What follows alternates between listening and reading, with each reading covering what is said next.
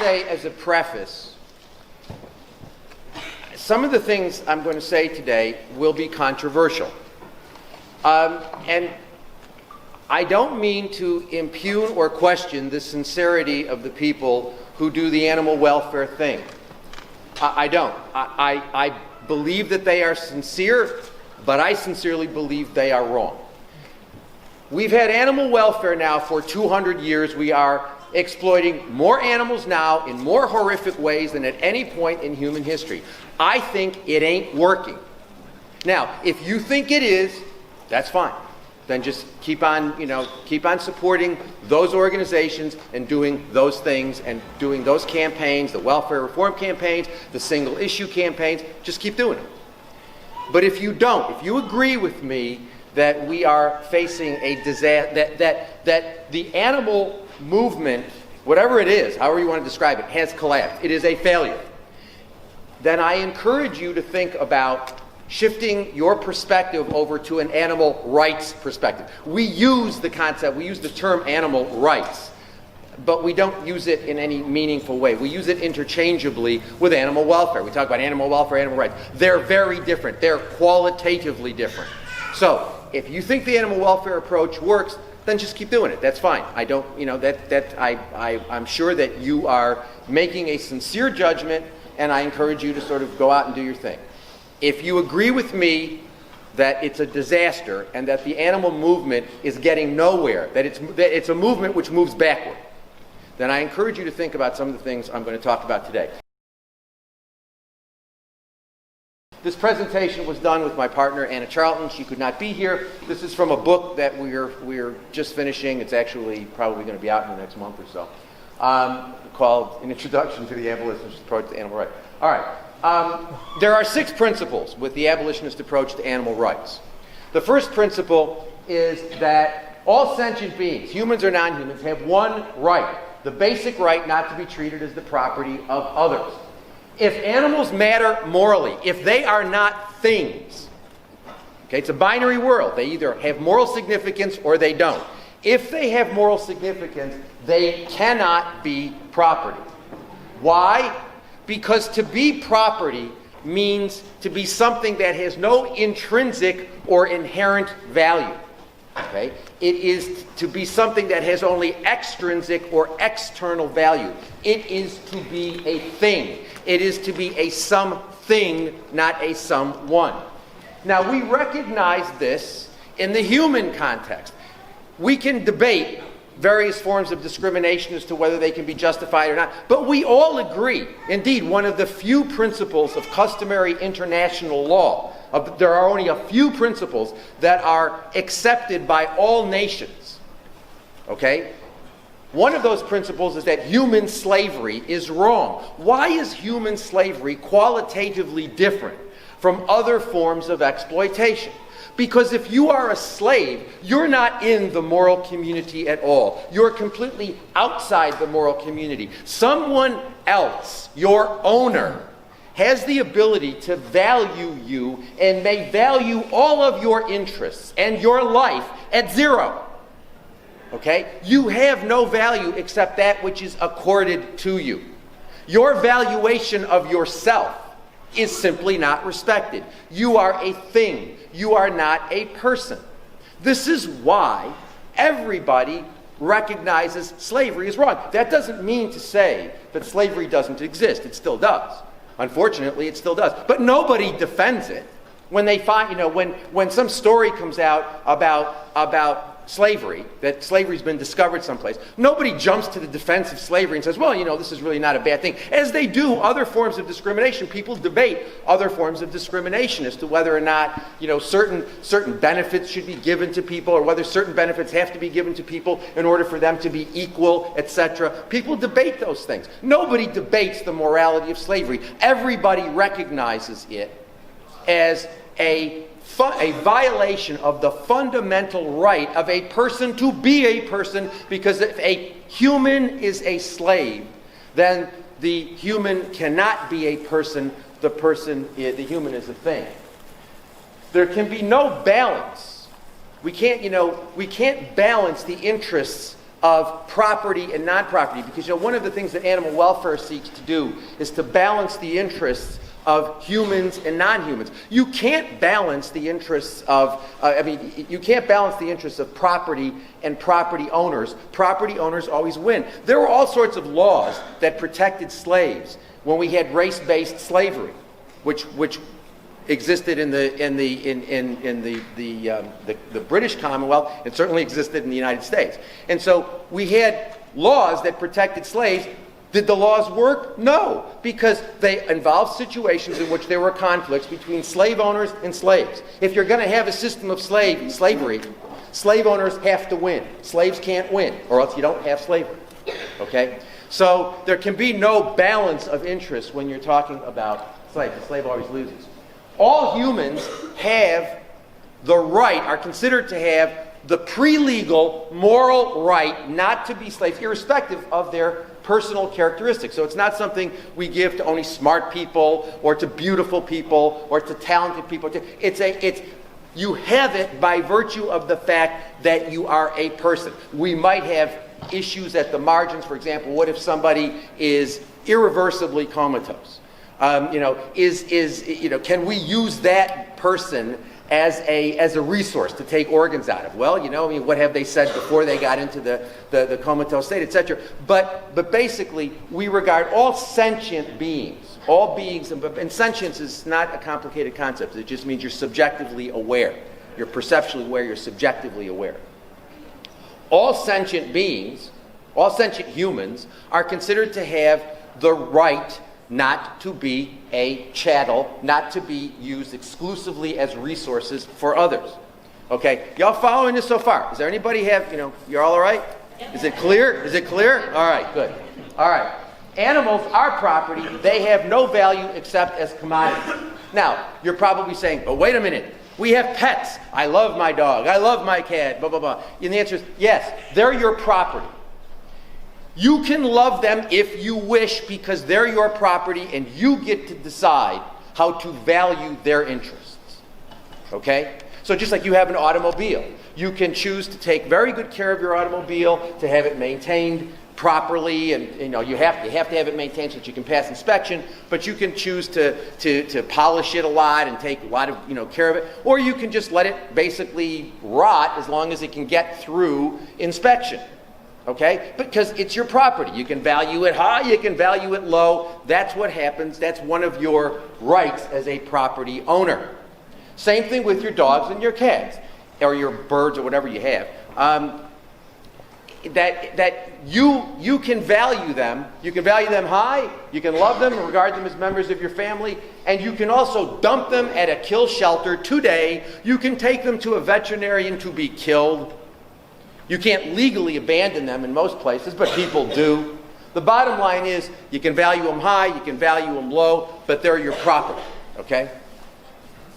Now, the justifications we've given to treat animals, to justify our treatment of animals as property, we basically said, well, they can't use language, they aren't rational, they can't use abstractions, blah, blah, blah. All of these, throughout history, we've tried to justify our treatment of animals as things by pointing to certain characteristics that they lack, okay? But the bottom line is, this is a completely speciesist way of looking at things because there is no defect that animals have, whether it's the inability to I believe that animals, that non-human animals, at least many of them, can engage in rational thought, that they do use abstractions, but it doesn't really matter. All that matters is sentience. And there is no defect that animals have, assuming that they aren't rational, they aren't able to use abstract concepts, they can't use symbolic communication. Let's assume that that's all true. There are some humans who can't do that, but we would never think of using those humans exclusively as resources for other humans. As a matter of fact, in my country, you can have a complete lack of cognitive characteristics. You can be a complete idiot, and we'll make you president, as George Bush was for 8 years. Okay? So, if we we need to recognize that if we aren't going to be speciesist, and we're going to say that all sentient humans, irrespective of how smart they are, or how not smart they are, or how beautiful they are, or how not beautiful they are, or whatever, they all have the right not to be treated as chattel property. They all have the right not to be treated exclusively as a means to the ends of another. Okay? And so do animals. So do non-human animals. Okay, as long as they're sentient. Now you say, well, what's a sentient? Who's sentient? And the answer is, you know what? Because I get this question all the time. Are clams sentient? Are oysters? I don't know. I don't eat them. They may be sentient. There is some indication that they're sentient, that there's some indication that they're not sentient. But so I err in favor. I always err in favor of not killing. And so I don't eat them. Same thing, I don't walk on grass generally, because I don't know whether insects are sentient. My guess is many are probably not. I don't know. I simply don't know. And so I err in favor of not, I don't want to kill them. And when I live in a rural, I no longer live in New York City, and I live in a more rural environment, and there are all sorts of there are spiders that have a lot of hair and snakes, and we have all sorts of interesting things, and all sorts of insects, and I've overcome my fear of them, and I now catch them in little glasses and things, and I put them outside, unless they're too big, and I just leave them alone. But but as long as if an animal is sentient, then if we are not going to be speciesist, then we have to recognize that that sentient non-human has the fundamental right that all sentient humans have, the right not to be treated as property, the right not to be a thing, the right not to be treated exclusively as a resource, exclusively as a means to the ends of others. But that requires that we abolish animal exploitation. Once you see, people say, well, but you're just talking about this one negative right. You're not talking about positive rights. You're talking about the negative right of the animal not to be property. That's right. That's exactly what I'm talking about. I'm not talking about positive rights. I'm talking about a negative right that all sentient beings have the one negative right not to be treated exclusively as means to the ends of others. And recognition of that one negative right requires that we abolish animal exploitation. We simply cannot justify institutionalized exploitation of animals. Now, what about domestication? You say, well, does that mean that we have to end domestication? The answer is yes, that's exactly what it means. It means domestication is a violation of the fundamental right of animals not to be treated as things. And you say, well, but isn't that going to mean that we won't have dogs and cats and companion animals? Yes. We live with 6 rescued, abused animals, canines, dogs, and which is one of the reasons why we no longer live in New York City. And I don't think that you'll find anybody on the planet who enjoys interacting with dogs as much as Anna and I do. And if there were 2 dogs left on the face of the earth, and the issue was whether or not we should have them breed so we could continue to have pet ownership, the answer is not on your life. Domestication is wrong. It should be abolished. If we recognize the fundamental principle of animals not to be treated as things, it means we don't eat them, we don't wear them, we don't use them, we stop bringing them into existence as things that we exploit. The only animals who exist are the ones that exist in the wild, and we leave them alone.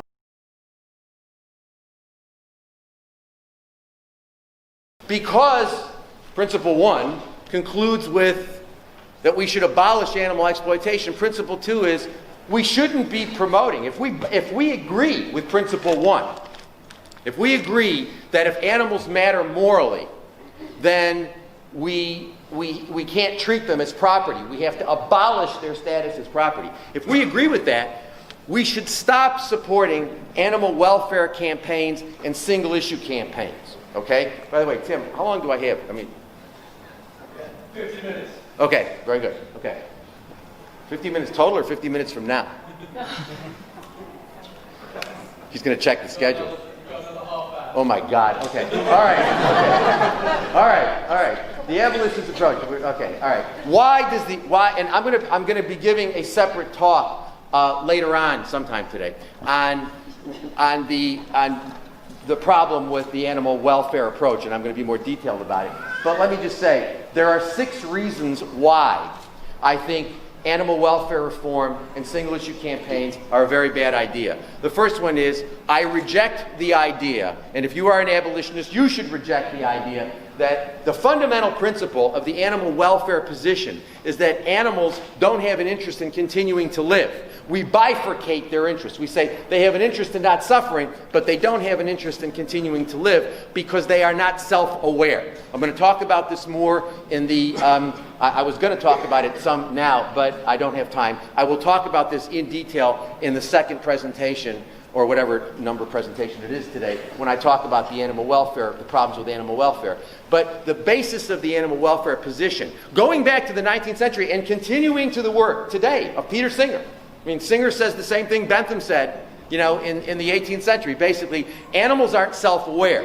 So we can exploit them as long as we do so, as long as we protect their interests sufficiently. It's all right for us to use them. The issue is not use, the issue is treatment. And the approach that I promote rejects that. You know, the idea that they don't care that we kill and use them, that we use and kill them. They care about how we treat them. That's the fundamental premise of the welfarist position. However it manifests itself, there are different welfarist positions. All of them share in common that fundamental premise. It's wrong, in my judgment. Welfare reform campaigns and single-issue campaigns necessarily promote animal exploitation. Now, every time, I say this all the time, and every time I say it, I get horribly insulting emails and private messages on the Facebook page from people who disagree with it, and I'm not sure they understand it. Let me explain what I mean. Animal welfare campaigns and single-issue campaigns. Let me give you an example of an animal welfare campaign. An animal welfare campaign is promoting the enriched cage that is now the legal standard in the European community, right? I mean, the enriched cage, you get rid of the conventional battery cage and you adopt what you call the enriched cage, which is, that campaign was a campaign for animal welfare reform. It is supposedly making animal exploitation more humane, okay? An example of a single-issue campaign is a campaign against foie gras. You know, which is a very popular campaign in Britain right now, which is why I'm using it as an example. This idea that we ought to target foie gras we ought to promote the idea that people should not be eating foie gras. That's a single-issue campaign. Why are these things problematic? They're problematic because they both, welfare campaigns, single-issue campaigns, require coalitions. Think about it. In order to have a campaign for the enriched cage, you may have people in that coalition who are vegans, but you're going to have people who eat eggs and who just think that, you know, it would be better if we got the eggs. I'd feel better. I'd feel less guilty if I ate eggs that were from an animal that was raised in an enriched cage. So these welfare campaigns necessarily involve coalitions where you've got people who are animal exploiters and who intend to continue exploiting animals, and you may have some people in that coalition who don't exploit animals and don't think animal exploitation is okay, but you have this coalition.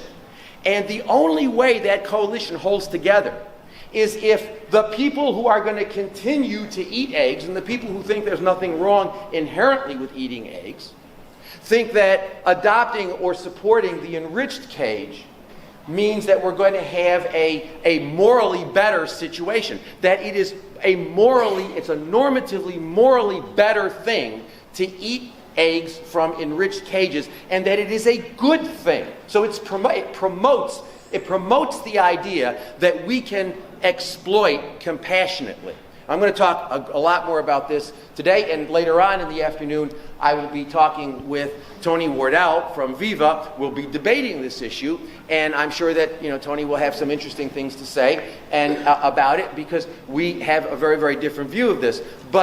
But I see, there's no way these campaigns work. They necessarily involve coalitions where a good chunk of the people in the coalition are people who believe that animal exploitation is not inherently wrong. And so the only way, think about it. If you're involved, if you say, hey, I support the campaign for enriched caged eggs, You're not going to be part of that coalition if you understand that campaign to be saying eating eggs from enriched cages is also morally bad. You're only going to support that campaign if you think that what you're doing is a morally good thing to do. This is not rocket science, people. This is common sense. Same thing with single-issue campaigns. When you have a campaign against foie gras, you've got people who think foie gras is terrible, but they're going to continue to eat steak and chicken and fish and whatever they're going to eat. And so you've got a coalition of people, many of whom think that eating animals is fine. They just think foie gras is problematic. And I have news for you. There is no difference morally between foie gras, steak, chicken, or anything else. I mean, there is no difference whatsoever. And so what we end up doing is promoting the idea that you can be an animal person by not eating foie gras, but go ahead and eat steak. And it's wrong to say, well, those campaigns are not saying go ahead and eat steak. They most certainly are, because they are not vegan campaigns. Okay, they are campaigns that are basically saying some things are worse than other things, and by implication, those other things are morally better. Animal welfare reform campaigns make animal advocates partners with animal exploitation. I'll talk about this later. This is a letter that Peter Singer sent in 2005. This is an historically extremely important thing. Because what happened was in 2005, Singer sent a letter to John Mackey, who's the CEO of a company called Whole Foods. I think you have them in London. It's a chain of high-end supermarkets that sell happy meat and happy eggs and happy cheese and stuff. And Singer wrote a letter in which he expressed his, quote, appreciation and support for the, quote, pioneering the pioneering happy exploitation standards of Whole Foods. And it was signed by my buddies at Farm Sanctuary, Humane Society, PETA, Mercy for Animals, Vegan Outreach, and Viva USA. Okay? As a matter of fact, I have if I can figure out how to maybe Reg can help me for the presentation this afternoon. I actually have a sound clip of John Mackey, who's the CEO of Whole Foods, talking about how they had a big meeting with PETA and Farm Sanctuary and Viva, and they all talked about standards of humane exploitation, species by species. So you got animal people sitting in a room with animal exploiters talking about how you can make exploitation humane. Now, if that's cool with you, if you're happy with that, if you're comfortable with that, that's fine. I think it's obscene. I would never support anything like that. All right, so this is the RSPCA Freedom Food. I mean, what is this? I mean, it is. What is this? I mean, good cooking. Find a recipe. We have lots of recipes for you to try using all RSPCA assured meat, fish, and eggs, right? And so this is an animal group. These are people who are supposedly interested in animals. Okay? And these people are talking about, here are recipes, and you can make them with our happy meat, our happy eggs, and the other products of our happy exploitation. This is Compassionate World Farming.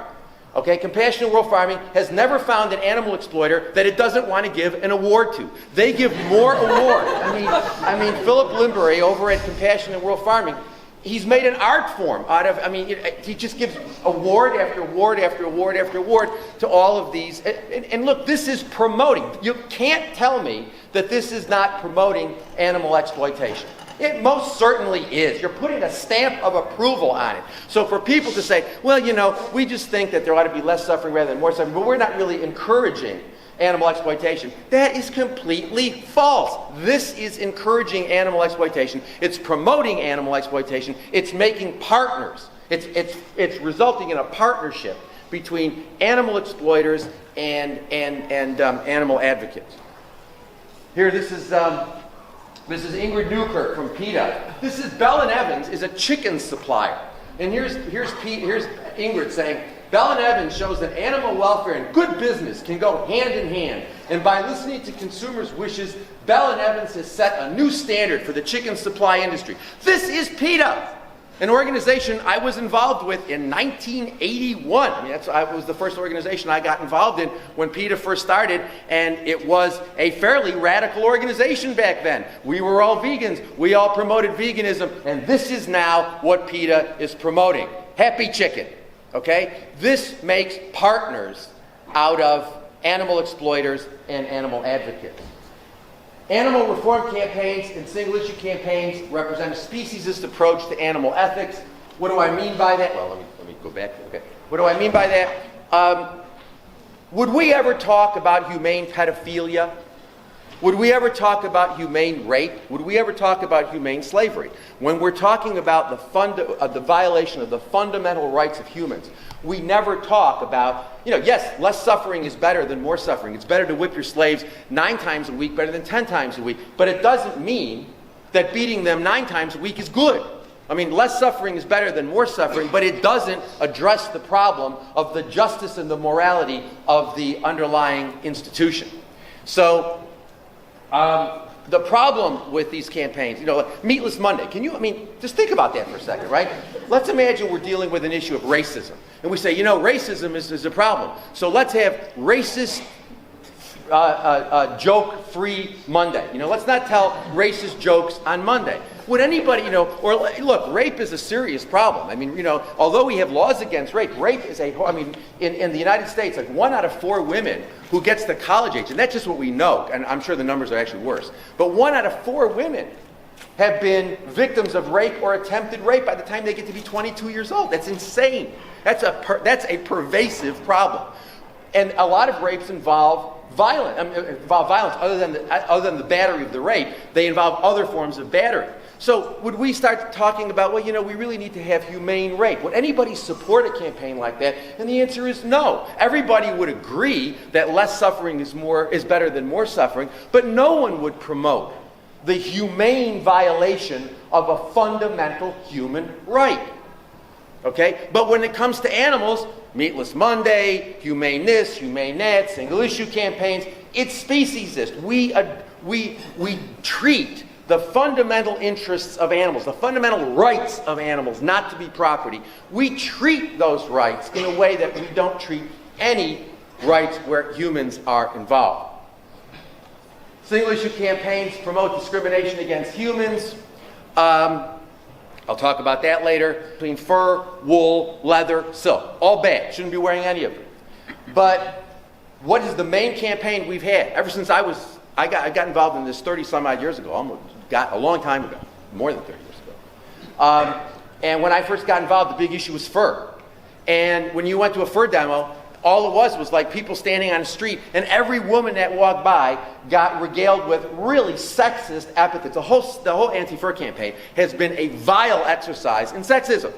A lot of the campaigns, some of the campaigns I've seen in Britain about consuming non-stunned animals have been very Islamophobic.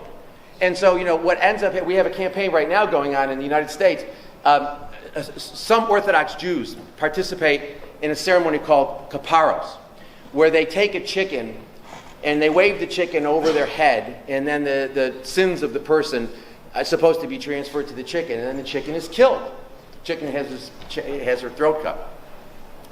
And a lot of people are really upset about that. And they have the big demonstrations against kaparos. And I've asked them a million times, could you please include a statement that this is not about what Jews do, that anybody who thinks this is bad, who eats chicken, is doing the same damn thing.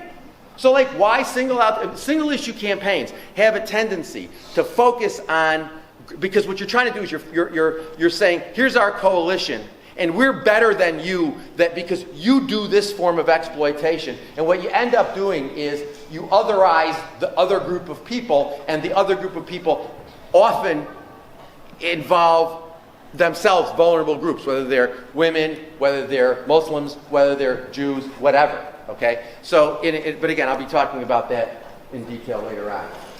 Animal welfare campaigns and single-issue campaigns are ineffective. Animals are property. They only have an economic value. The only time we protect their interests is when we get a benefit from doing so. The first book I wrote in 1995 was called Animals, Property, and the Law. And what I argued in that book is if you look at the history of animal welfare law, both in Britain and the United States, what you see is that animal welfare reform has done little more than require that we efficiently exploit animals. That is, Animal welfare reform tends to focus on things, on practices that are economically questionable or vulnerable, and where there is an arguable inefficient use of animals. Let me give you an example. The veal crate campaign. Okay, we're largely, particularly in Europe, on the way to getting rid of the veal calf in the tethered crate. Why? Because when you have a veal calf tethered in a crate, that animal will suffer great stress. The great stress, just like you get stressed, you get sick, they get stressed, they get sick, and they need veterinary care. And the whole goal of the veal industry is to keep those calves healthy, or healthy enough, until you can slaughter them, which is usually at 6 months of age. So if you take them out of this small chute and you put them in a social unit, the veterinary costs go down. So that's an efficient thing to do. The same thing with the campaign, for example, that a number of organizations have to have chickens gassed rather than the way that they're presently killed, which is really horrible. I mean, it's all horrible. I'm sort of wondering, how many of you have ever been in a slaughterhouse? Yeah, I mean, it's interesting. A lot of animal people have never, whenever I hear animal people talk to me about Temple Grandin and humane slaughterhouses, I always think, are these people on drugs? Because if you've ever been, I've been about 30 of them at least in my life. I've stopped. First of all, I can't get into them anymore. But secondly, I've seen so much of that, I just don't want any more of that in my brain. But there's no such thing as a good slaughterhouse. They're hideous. All of them are hideous. But there's a big campaign going on to get chickens gassed. Well, I have news for you. If you were going to start a chicken processing plant tomorrow, you would be insane not to use controlled atmospheric killing or gassing, because that's the you save money, which is why the industry, as it takes its tax advantages from, because you have a capital expense, and then you expense that, you have your accountants expense that out over a period of years. Once you stop getting the tax benefits, everybody's switching to controlled atmospheric killing, because that's the economically sensible thing to do. Same thing with gestation crates for pigs. Okay? Gestation crates, a lot of piglets get crushed. There's a lot of injury in those things. You're much better off using things like electronic sow feeding, which actually reduces the production cost of pork. So if you look at the history of animal welfare reform, what you see is all it does is make animal exploitation more efficient.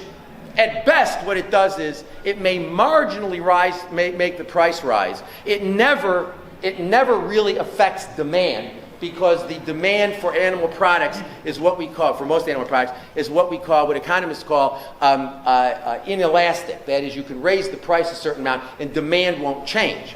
So you end up creating niche markets, where people say, hey, I'm buying happy this and happy that, but that's the best you get. And for all intents and purposes, 95% of animal welfare does nothing but make animal exploitation more economically efficient.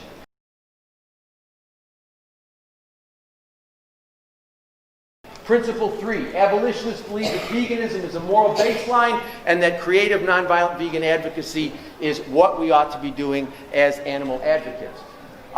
What do I mean by veganism is a moral baseline? What I mean is there are two choices. You are either a vegan or you are an animal exploiter. There's no third choice. Okay? It's like a multiple choice exam. You got A, you got B. There ain't no C. Okay? And so you are either a vegan or you are engaging in animal exploitation. I don't mean to insult those of you who are vegetarians, but vegetarianism is a completely incoherent moral position. It doesn't make any sense. It's like saying, well, I eat the meat from small cows, but not from medium-sized cows. It's arbitrary. Animals used for dairy products are generally kept alive longer. They're treated every bit as badly, if not worse, than their meat counterparts, and they all end up in the same slaughterhouse anyway. So, so this idea that, well, vegetarian, let's be vegetarians. So what? Frankly, I think there's every bit as much suffering and death in a glass of milk as there is in a steak. So, but vegetarianism is not a coherent moral position. If we believe animals matter, we cannot eat them, wear them, use them. Period. End of story. It's not complicated. People talk about vegetarianism as a gateway position. If if Anna and I get zillions of emails every day. I mean, I'm talking about like 300, 400. I mean, we get insane numbers of emails. And if there is one theme that pervades, that unites the emails and the communications we get, it's people say, I'm so happy to have found this because, I've been involved with this group and that group for 20 years. I've been a vegetarian. No one's ever told me I needed to go vegan. And you've got these supposed role models. Look at Paul McCartney. I mean, he's been a vegan for what, 130 years, or vegetarian for 130 years, and he's still not a vegan. I mean, so I don't really care if he's a vegetarian. It just doesn't matter to me. To me, a vegetarian is an animal exploiter. Sorry, those folks who are vegetarian. But that's the reality. You're engaging in the exploitation of animals. Okay, there's no way around that. Creative nonviolent vegan advocacy is. I don't think we need all these groups. Frankly, if this is going to work, the revolution will not come as a result of charities. It's going to come as a result of a grassroots movement of all of us. We don't need leaders. We don't need groups. We don't need organizations. We don't need teachers. What we need is we need to get out there and do the work. You don't write a check and have somebody else do it. You don't donate to somebody else and have you do it. And if we do it, if we have a grassroots movement, we can change the world. I mean, just for the hell of it, I did some research on the number of vegans in the United Kingdom. The lowest number I could find was 150,000, and I think it's higher than that, much higher than that. But the lowest number I could find is 150,000. If every one of those 150,000 educated one other person in the coming year, we've got 300. Then we've got 600. Then we've got 1.2 million. Then we've got 2.4. And then we've got 4.8. And then we've got 9.6. And then we've got 19. etc. And in 10 years, we've got 78 million vegans, and there are 63 million people in the United Kingdom. So if every one of us educated one other person, one, in the next year, and then we did that, we'd have a vegan Britain in 10 years. And we could do it.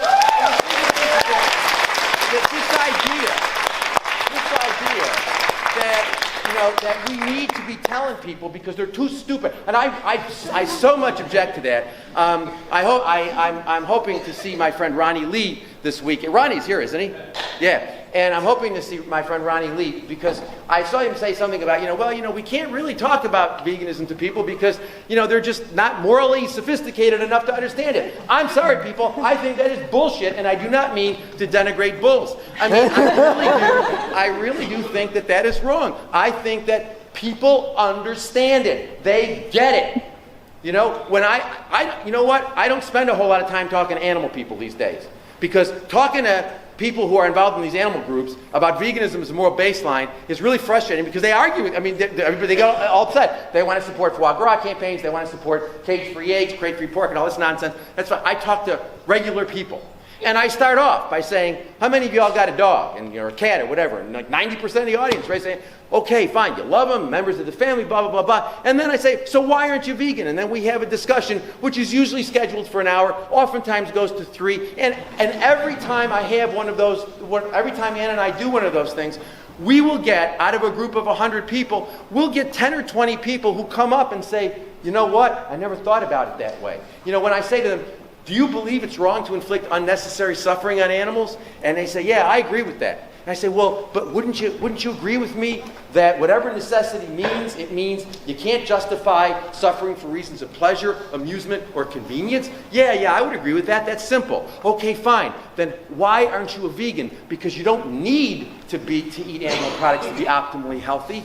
And animal agriculture is an ecological disaster. The only justification we have for exploiting the billions and billions and billions of animals and the trillions of fish every year is palate pleasure. Palate pleasure and fashion sense because we think we look good in it. And that's it. And that can't constitute necessity. And you know what? People are not stupid. They get that. And even if they're not going to go vegan immediately, you've planted the seed and you've made the message clear. And so they're not going to go off and buy cage-free eggs or crate-free pork or, or steak instead of foie gras. They're going to be thinking about this. They're going to be thinking, and every time we do one of these things, we'll get 10 or 20 people out of a group of 100 saying, hey, I'm thinking about this. And then you get the emails that come in, that dribble in over the coming weeks saying, I've tried it. And because we tell people, you can go vegan right away. As a matter of fact, we have a new site called hodoigovegan.com where we try to give people practical information. And we explain to people it's easy to go vegan. There is absolutely no problem with going vegan. It's easy. It's something, I love these people saying, well, how do you learn about nutrition? The answer is, you're eating rotting flesh, you're eating cow mucus, and you're talking to me about how am I supposed to learn about nutrition? I mean, think about it. It's insane. And so, I always tell people, 2 hours. 2 hours. If you're a slow reader, what you need is 2 hours, and you can learn everything you need to learn about vegan nutrition. I mean, there's not a whole lot to learn. But I will tell people, if you really feel you can't do it, then go vegan for a week for breakfast, and then go vegan for a week. You'll see that you don't go blind. You don't lose your hearing. Then you go vegan for lunch for a week or two. Then you go vegan for dinner. Then you're vegan. But I always preface it by saying, but please let me explain to you. If you really think animals matter, every animal product you eat in that 6 or 8 weeks in transition, that's something you got to think about morally, because you can't justify that. So, but people get this. We can do this if we educate ourselves. It's one of the reasons why we wrote the book, Eat Like You Care. That book was intended for people who care about animals, who wanted to think about veganism, but it was primarily intended for vegans who wanted to learn how to educate other people about veganism so that they didn't have to talk about complex philosophical issues or whatever. And so, because this is not rocket science. Most people already believe. Almost everybody you meet, you don't believe me, go outside today at some point, not during one of my talks, but go outside today and just stop people on the street and say, do you think it's wrong to inflict unnecessary suffering on animals? And you know what? You will not get one person who will say, I disagree with that. And they already agree with everything they need to agree with to get to the vegan point. All right. The modern animal movement has rejected veganism as a moral baseline. This is from Viva. Change what you can do. Change your diet. Go veggie, vegan, or eat less meat. What is that telling people? That's telling people that eating less meat is a morally acceptable thing to do. I think that's wrong. That's not, in my judgment, what we should be telling people. This is animal aid. Veggie and vegan. Basically, vegetarian. They talk about vegetarianism and veganism as equal. They're not promoting veganism as a moral baseline. Okay, they're not saying what Viva's saying. Eat less meat. I didn't spend a whole lot of time on the site. I don't see Animal Aid saying eat less meat, but I do see them promoting vegetarianism, and I think that that's problematic. And then people say, well, we can't be judgmental and we can't be purists. I have news for you. If this is a movement for justice and it can't be judgmental, then, to call it, seriously, this is a movement for social justice. When I hear animal people say, we can't be judgmental, I say, well, then what is this, an exercise in mental masturbation? Because what is going on? No, seriously, what is going, how do you make sense of this? Of course we should not be judgmental in terms of being harsh or violent towards other people. I think it's very important to separate the action from the. Can I just take a few more minutes, Tim? I promise. And we ought not to be criticizing individuals, but we ought to be clear about the actions not being morally justifiable. Okay? And people say, well, you're being a purist. Well, yeah, okay, fine. I'm a purist about rape. I'm a purist about racism. I'm a purist about pedophilia. What's wrong with saying No, I'm an absolutist when it comes to the exploitation of animals. When it comes to the fundamental rights of humans, we have no problem being, quote, purists. Why is it that we all of a sudden start developing those problems when we're talking about non-human animals? Again, I think that's an instance of speciesism. Principle 4, the abolitionist approach links moral significance only with sentience. I don't really care whether non-human great apes are more like us or elephants are more like us, any more than I care about whether certain people of color are light-skinned because they're more like me, because the white male is the quintessential measure of value in a racist society. I have a serious problem with these campaigns. And I actually have a chapter in the Great Ape Project, which came out in 1993. But even then, my ideas were not what they are now. But even then, I was feeling uncomfortable about the idea that non-human great apes mattered more, that we ought to have campaigns for non-human great apes, or we ought to have campaigns for elephants. Why do elephants matter more? Because they're because they have memories, or dolphins are more like us. Who cares? I mean, the fish values his or her life just as much as the dolphin does, just as much as you do. We all value our lives in different ways. I don't know how you value your life. I'm sure that we all value our lives in different ways. But the bottom line is all sentient beings who haven't committed suicide value their lives.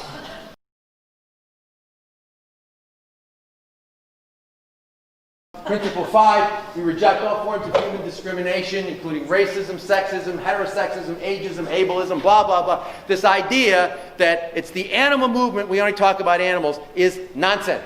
It is complete nonsense. The problem, the reason why we have animal exploitations, we otherize non-humans.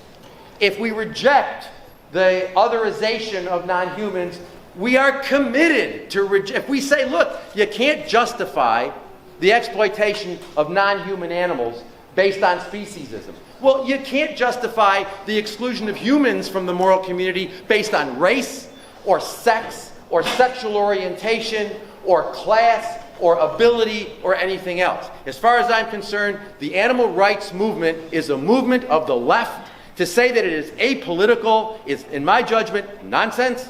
It is a movement that seeks justice broadly for all groups, and does not.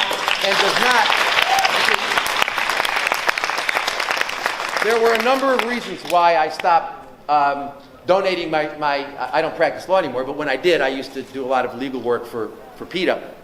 And this is one of the reasons why I stopped doing it. It wasn't the only reason why. It was one of the reasons why, because the idea that we're going to use the exploitation of humans to bring about justice for non-humans is insane, in my judgment. It's absolutely crazy. So, the campaigns with PETA have gone from being sexist to being so misogynistic. I mean, I don't even look at them anymore because I am horrified that anybody would ever associate what I believe with that misogyny, that nonsense, that sexism, that violence. That's really crazy stuff. I mean, look at this stuff. You think this is helping animals? If you think this is helping animals, then I think you're wrong. Principle 6, we reject violence. Now, this is something else I get in trouble for. I see the animal rights movement, as I understand it, as the quintessential peace movement. Okay? That is, human violence violence of humans against other humans has always sought to be justified by taking the group of humans we want to exploit, analogizing them to animals, and then once they're animals, we can do what we want to with them. It's how we did it with blacks. It's how we did it with Jews. It's how we did it with Armenians. It's how we've done it with every single group we've ever exploited. We've analogized them to animals, and then by analogizing them to animals, we then justify our exploitation of them and our exclusion of them from the moral community. I think that's wrong, and I think that we ought to stand for look, The idea that violence has ever, if violence worked to solve any problems, we'd be living in the Garden of Eden right now, because the history of humankind has been a history of violence. Anybody who really thinks that violence is going to get us to justice is, I would suggest, someone who should study history a bit more. There's also with animal exploitation, how do you tell who's an animal exploiter? Who's an animal exploiter? I'll tell you a quick story. I'm giving a talk at a Canadian university 5 years ago. A woman identifies herself as a member of the Animal Liberation Front, and she says to me, if a vivisector is using 60 dogs a year for vivisection, do you not believe that it's okay to use violence against that person? And I said, let me ask you a question. Are you a vegan? Yes. Is your mother a vegan? No. What does your mother eat? My mother eats chicken. Your mother eats chicken a couple times a week? Yes. Your mother's responsible for more than 60 chicken deaths. Is it okay to use violence against your mother? She said it's different. I said, no, it's not. The bottom line is, when you live in a society where 95% or 98% of the people are animal exploiters, talking about violence against animal exploiters becomes lunacy, okay? Because we are all complicit in it. So there's no coherent way to segment off some group of people and say they're animal exploiters and we're not. Those of us who are vegans are not participating directly in animal exploitation. But if you think it's okay to use violence against the vivisector while you're living with somebody who's not a vegan, or your parents are not vegans, or your friends are not vegans, and you don't think it's okay to use violence against them, you're not thinking clearly. There is one and only one way we're going to stop animal exploitation, and that is we need to create a grassroots. We don't need these groups. We need us. We just need us, and we need our commitment and our passion and getting out there and not letting a day go. Talk to anybody you can every single day of your life. We need a grassroots movement. It's the only thing that's going to ever change. We do need revolution, but we need a revolution of the heart. Peace. Thank you very much.